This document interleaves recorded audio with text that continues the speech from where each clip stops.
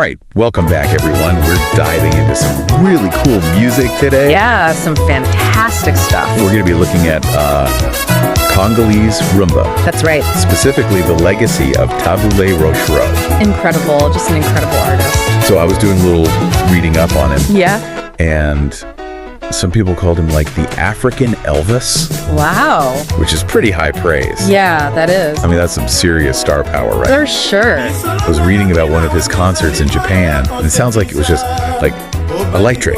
Right. Thousands of fans singing along. Wow. To every word in Lingala. Which most of them probably didn't even understand. Yeah. But they were feeling it. That's the power of music, you know? Yeah, that's the kind of impact Tabu Ley had.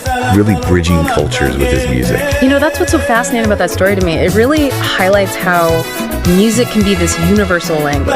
Yeah. And Tabu Ley really embodies that, I think. So all the sources that I was reading, they mentioned a lot about how he wasn't just a singer. Right. He was a band leader, too. Absolutely. A very important distinction. Which, you know, I'm more familiar with Western pop music and stuff. Right. It's not something that you see every day. Yeah. So what did it really mean for him? Well, I think in Western bands, you know, you often have a lead singer and then the musicians kind of back them up. Yeah. In Congolese rumba, the band leader is more like, think of it like a conductor. So they're shaping the direction of the music. Okay. They're nurturing talent. Wow. And even like mediating disputes between the musicians. So like a musical director Yeah. with some real authority. Exactly. Which would make that nickname, Seigneur Rochereau, like Lord Rochereau, even more fitting. It wasn't just about his stage presence. Right. He really like commanded the whole musical ecosystem. The whole thing, yeah. You know, think about Duke Ellington or Count Basie in the jazz world. They had a huge impact on how the music evolved. Right. Tabu Ley had that same level of influence, but within Congolese rumba. That's a really helpful comparison. Yeah. We can't talk about Tabu Ley without talking about Zukus. No. I mean, he was instrumental in taking that style global. Truly. Can you break down for me what made it so different and appealing to like a worldwide audience? Okay, so Sukus came from traditional rumba. Okay. But Tabu Ley, what he did was he infused it with these faster tempos. Oh, interesting. He brought in some elements of funk, a little bit of soul in there. Wow. And this distinct guitar sound. Okay. So these fast, intricate riffs. Okay. That became like a real signature of his music. That's so cool. He even called it music. Wow, music. I know, it's fun to say. Yeah. But you hear it and you want to move. Yeah. It's so danceable, it's energetic, it's joyful. You just can't help but like get up and move. It kind of reminds me of how salsa music spread from Latin America. Oh, yeah. And captivated the world. Yeah. Would you say that's a fair comparison? Totally. Both of them, salsa and sukus, they transcended language. Yeah. They offered this like a vibrant shared experience, you know, centered around rhythm and dance. Yeah. Tabu Ley's contribution was so crucial though. Right. He really refined that sound. Added a layer of sophistication and complexity that resonated with both African and international audiences. Interesting. He even brought in some elements of rock and roll later in his career. Wow. Which further expanded the global appeal. It really sounds like he was constantly innovating. Yeah. Like pushing the boundaries of the genre. Always. Yeah.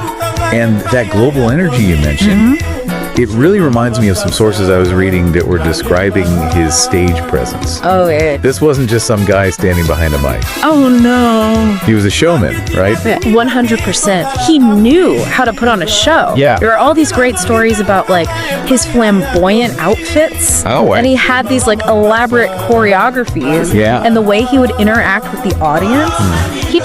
He understood the power of performance, you know? Yeah. It wasn't just about the music itself, it was about the whole package. So to recap, Tabu Ley Rochereau. Yeah. Singer, band leader, musical innovator, cultural ambassador. A lot of legacy. That's incredible. It's just amazing. I mean, his music reached so far beyond Congo. Absolutely. I mean, they'll just call you the African Elvis for nothing. Right. Makes me wonder what other African artists have achieved that level of global recognition. It's a great question. And how do they do it? It's something worth exploring. I think so too. Thanks for joining me for this deep dive. It's been a pleasure.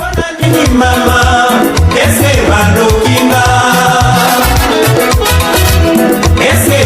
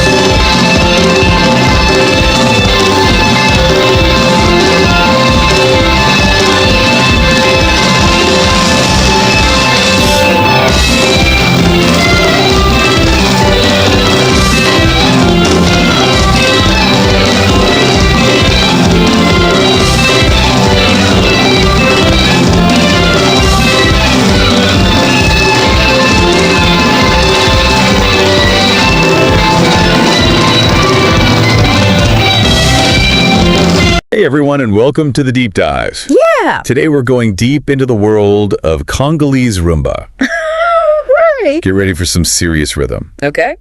We're going to be exploring the life and music of a true legend, Tabu Ley Rochereau, Oh, yeah. also known as the African Elvis. The African Elvis. Yeah. I like that. It's pretty catchy, right? It captures his charisma, you know? Yeah. And the way he revolutionized music. Yeah. It's no coincidence that he's ranked 178th Wow. on Rolling Stone's list of the 200 greatest singers of all time. That's high praise. It is. So where do we even begin with a career Yeah. as massive as Tabu Ley's? I'm looking at all these sources and it's a bit daunting. Well, let's start with his early days. Okay. You see, Tabu Ley was born Pascal Emmanuel Sinamoy Tabu Okay. in a small town called Bagata in 1940. Wow. But he adopted the stage name Rochereau Rochereau. in honor of a French general he admired from his school days. Oh, wow. Even back then, he was drawn to figures who commanded attention. Interesting. And this was all before Congolese independence in 1960, right? Yes, and that's where things get really interesting. Right. Tabu Ley was there at the dawn of a new era for Congo. Yeah. And his music became intertwined with the spirit of independence. So I see his early collaboration with Joseph Le Grand Kale Kabasele, Yes, another giant of Congolese music. absolutely. It was really significant. This was in 1956 when Tabu Ley joined Le Grand Kale's band La African Jazz. Oh, wow. It was like a musical boot camp surrounded by some of the best musicians in the country. Yeah.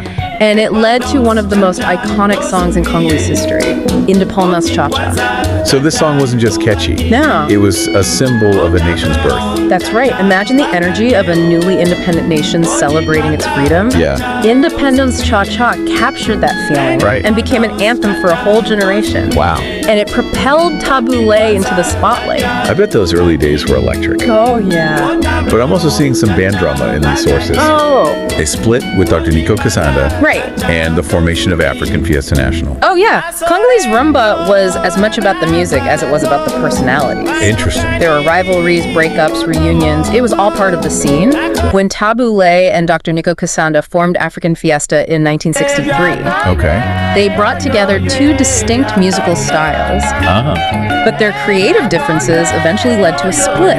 Yeah. And African Fiesta National was born in 1966. So was this new band a success? Oh, Did it reach the same heights as Independent Cha-Cha?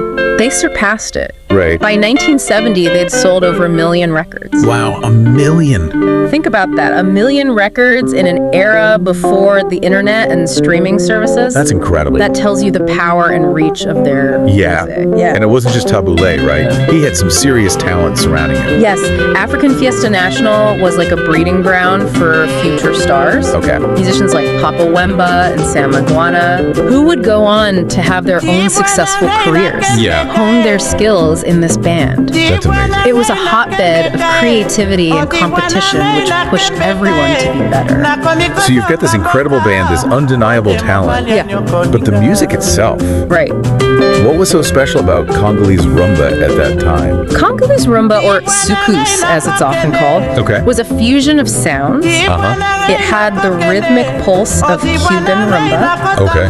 the lilting melodies of traditional Congolese music, Right. and a dash of Caribbean flair. Wow. It was music made for dancing, Yeah. energetic, infectious, and impossible to resist. It sounds like the perfect soundtrack for a newly independent nation finding its rhythm. Exactly. It was the sound of joy, liberation, and a celebration of Congolese identity. Yeah. And Tabu Ley, with his powerful voice and stage presence, was right at the heart of it. But his story doesn't end there, right? Oh. There's more to come. There's so much more. Okay. We haven't even touched on his band Orchestra Afriza International. Oh, yeah. His collaborations with the legendary Mbilia Bell. Wow. And the intriguing intersection of his music with the political landscape of Congo. Ooh. That's where things get even more fascinating. Ooh, you've got me hooked. Looks like we're just getting started on this deep dive into the world of Tabu Ley Rochereau. Oh, yeah. Don't go anywhere. We'll be back with more right after this. All right.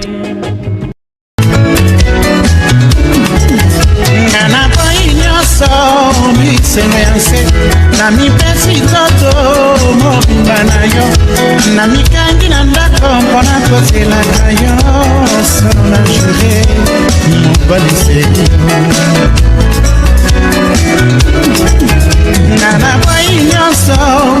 muselo ya nse na mipesi nzoto. Okay.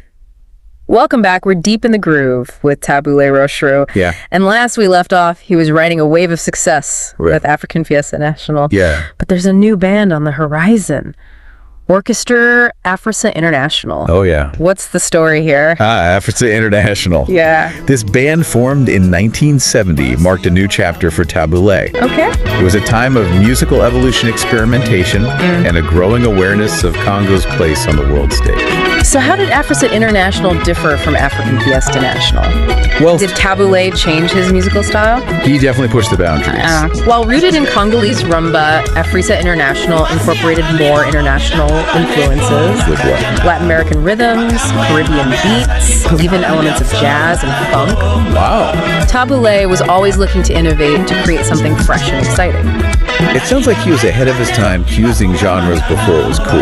Yeah. And this new sound attracted some serious talent, right? Oh, yeah. Like Mbilia Bell. Exactly when Mbilia Bell joined Africa in the mid-1980s, she brought a whole new dimension to the band. How so? Her voice was powerful, her stage presence captivating, and her dancing was electric. And I'm reading that she wasn't just a talented singer, she was a pioneer for women in soukous music. Absolutely, at a time when female vocalists were often relegated to supporting roles. Right. Mbilia Bell commanded the stage. Wow. She challenged gender norms and became the first female soukous singer to gain widespread recognition across Africa. That's incredible. I can only imagine the impact she had on young women aspiring to be musicians. Oh. But their partnership went beyond music, right? Yes. There was a romantic connection.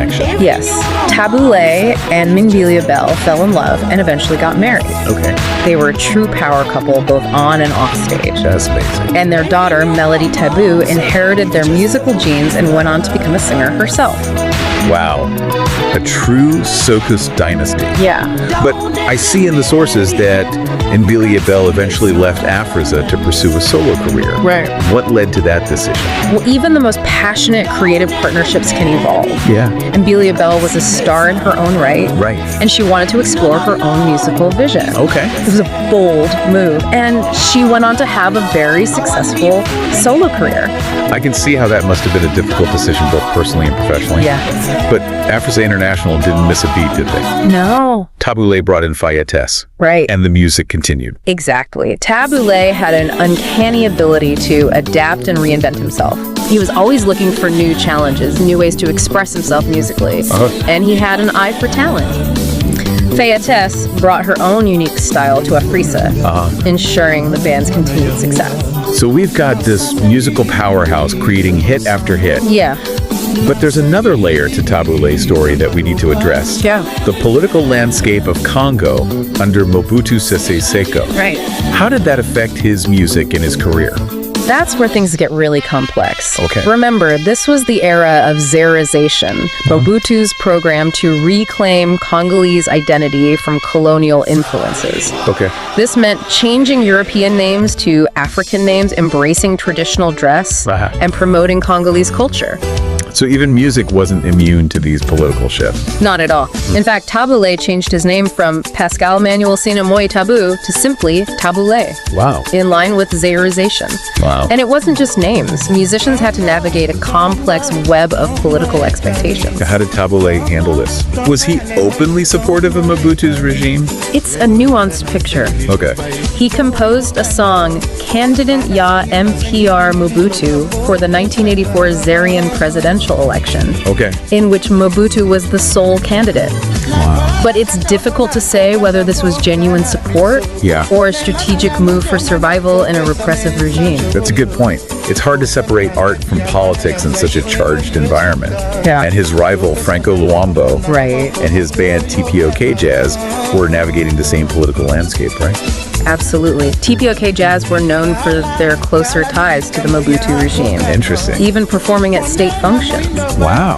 This created a fascinating dynamic. Two musical giants, both incredibly talented, but with different approaches to dealing with the political realities of the time. It sounds like a musical rivalry with high stakes. Yeah. Did this tension ever spill over into their music? There were definitely undercurrents. Some songs were seen as veiled critiques of the regime, others as outright praise. It was a delicate dance dance, how to express yourself creatively while staying on the right side of power. It makes you wonder what was going through Tabu Ley's mind during this period. I know. Did he ever speak out against Mobutu's regime? He was known for being diplomatic and avoiding direct confrontation. Okay. But in 1988, he made a decision that shocked many. What was that? He went into exile in France. Exile, that's a huge turning point. Yeah. What led to that decision? Was it directly related to Mobutu? While the exact reasons are unclear, it's widely believed that growing political tensions and perhaps a sense of disillusionment with the Mobutu regime played a role. Okay. Exile marked a new chapter for Tabu Ley, one filled with challenges, adaptations, and a surprising musical evolution. It sounds like we're heading into even more uncharted territory with Tabu Ley's story. Yeah. His music, his exile, and the political backdrop of Congo, it's all intertwined. You're absolutely right. And as we delve into his years in exile, we'll see how Tabu Ley continued to innovate, musically reaching new audiences. Yeah. And leaving an indelible mark on the world stage. We'll be back with the final part of our Tabu Ley deep dive after a short break. Stay tuned.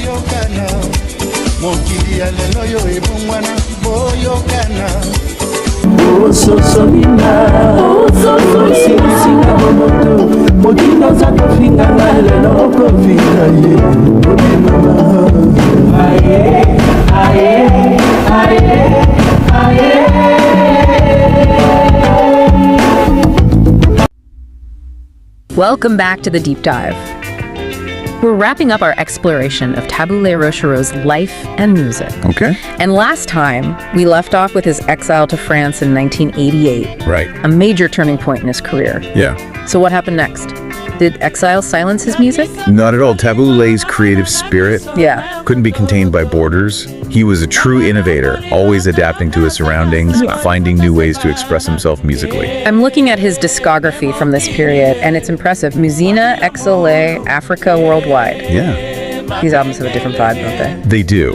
During his exile, Tabu Ley spent time in Southern California. Oh, wow. Even attending Moore Park College. Really? This exposure to new cultures and musical styles influenced his sound. Interesting. He incorporated more English lyrics. Okay. Experimented with Latin American rhythms like samba. And broadened his musical palette. So he was fusing Congolese rumba with global influences.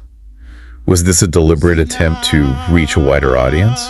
It's hard to say for sure. Yeah. But it's fascinating how he blended his roots with these new sounds. Yeah. He wasn't abandoning Congolese rumba. Right. He was evolving it, making it more accessible to international audiences. And this resonated with people. Yeah. He achieved significant success with albums like Babedi Sukus and Man from Kinshasa, proving that music can transcend borders. Absolutely. And he wasn't just making music, he was pulling off some pretty clever maneuvers. Oh, yeah. Like that time he got a ban on foreign music in Zaire lifted. Yeah.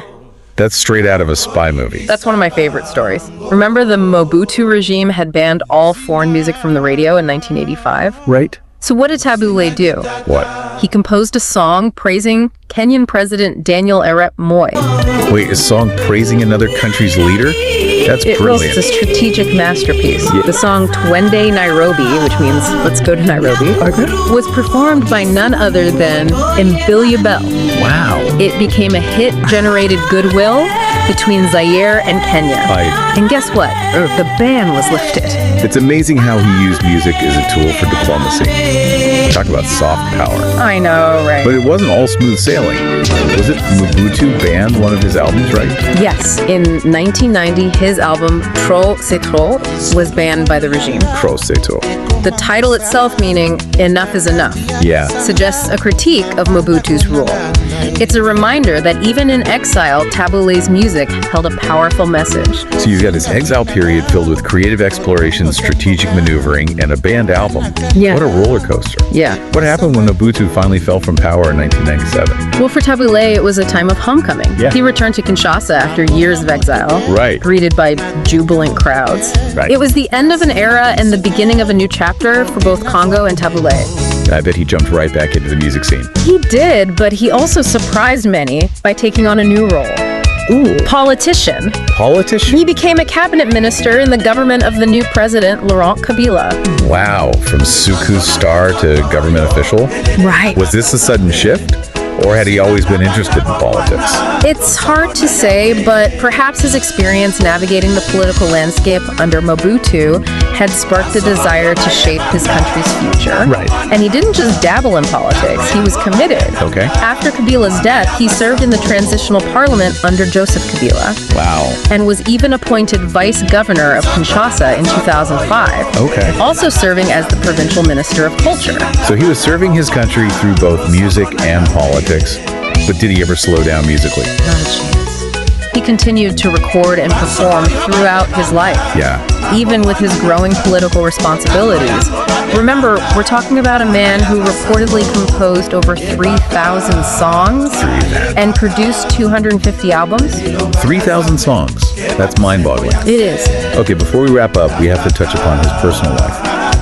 I'm seeing reports that he had over 100 children. Yes, Tabu Ley's personal life was as vibrant and complex as his music. Wow.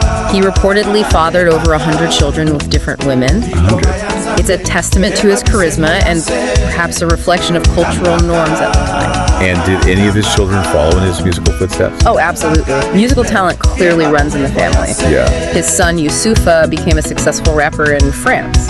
Wow. Another son, Mike Tabu, known as DJ Master Mike, made a name for himself as a singer, composer, DJ, and producer. Wow. And there's Pegai Tabu, a talented composer. Okay. And the Belgian rapper Shay. A true musical dynasty. Huh? So how did Tabu Ley's incredible journey come to an end? Sadly, in 2008, he suffered a stroke that left him partially paralyzed. Oh, well. He passed away in 2013 at the age of 73 in Brussels, Belgium. What a legacy he left behind. It's hard to sum up a life as full and impactful as his. It is. Tabu Ley Rochereau was a musical pioneer, a cultural icon, a political figure, and a man who lived life on his own terms. Yeah. He embodied the spirit of Congolese rumba, its energy, its passion, and its ability to connect people across cultures.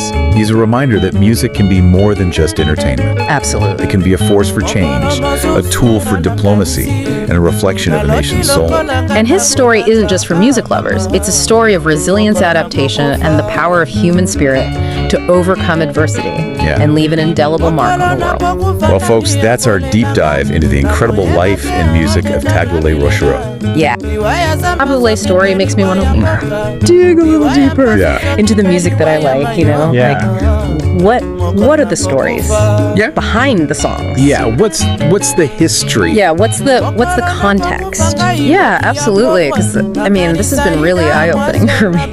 Yeah, for just sure. Learning about Tabu Ley and how he, you know, kind of used his music to kind of comment on the political situation. Yeah, it's like a window into another world, you know. Absolutely. Yeah. So yeah, I think we've covered a lot of ground today. Yeah. Just Tabu Ley, you know, from his early beginnings, all the way up to his death. Unfortunately, his death in 2013. Yeah. I mean, just a fascinating life and career. Absolutely, man. One of the greats. Yeah, one of the greats, definitely.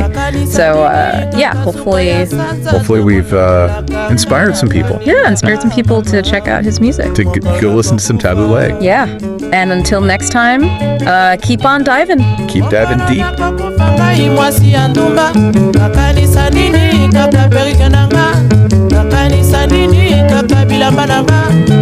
nakolela kaka Afrika fiesta etikala mama mokolo nakokufa gita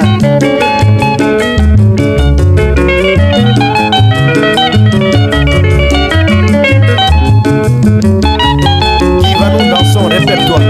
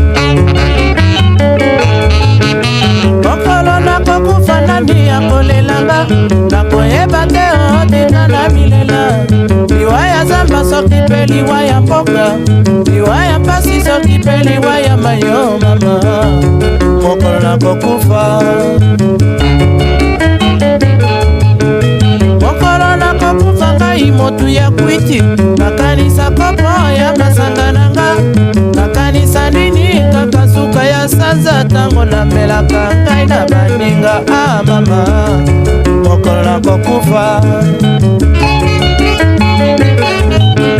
mokolo nakokufa ngai mwasi ya ndumba nakanisa nini kaka perike nanga nakanisa nini kaka bilamba nanga nakolela kaka Afrika fiesta etikala mama mokolo nakokufa mokolo nakokufa mokolo nakokufa mokolo nakokufa mokolo nakokufa mokolo nakokufa mokolo nakokufa mokolo nakokufa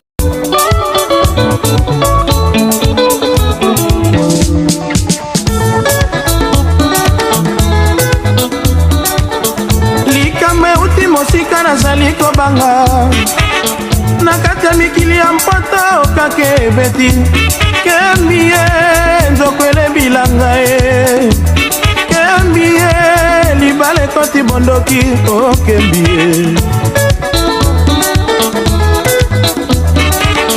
naloti mama na yo azali kongala akangi liputa na kingo liputa ya pembe azali kolukanga pote tobunda nga nazali mwana ye azali mama kembie libale koti bonganga kembie libale koti bondoki okembie sima mwa mikolo na ye koyeba tina mobali na yo ya kala alobi bazongisa ye mbongo na ye kembie yo ndimi likambo oyo tobalani na kati ya quartier na miso ya baninga baboti bavandi losiki ya témoin kembie bakatinga mokongo kembie babetinga mbata na elongi okembie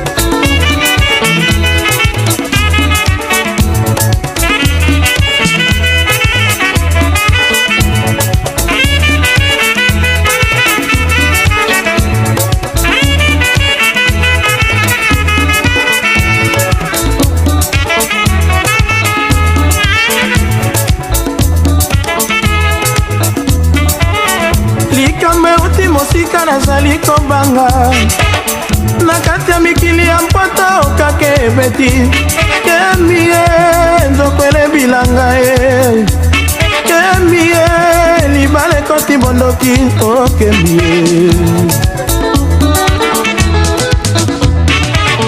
naloti mama na yo azali kongala akangi liputa na kingo liputa ya pembe azali kolukanga pote tobunda nga nazali mwana ye azali mama kembie kembie libale koti bonganga kembie libale koti bondoki okembie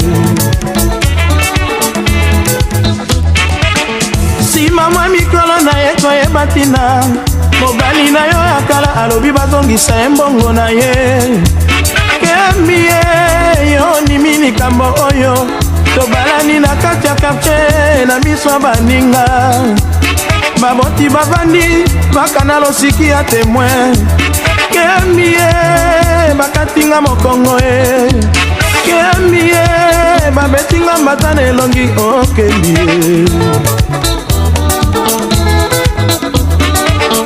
balola elongi talaka na nsima talaka na nsima yo kaka makambo nga mobali na yo nga molongani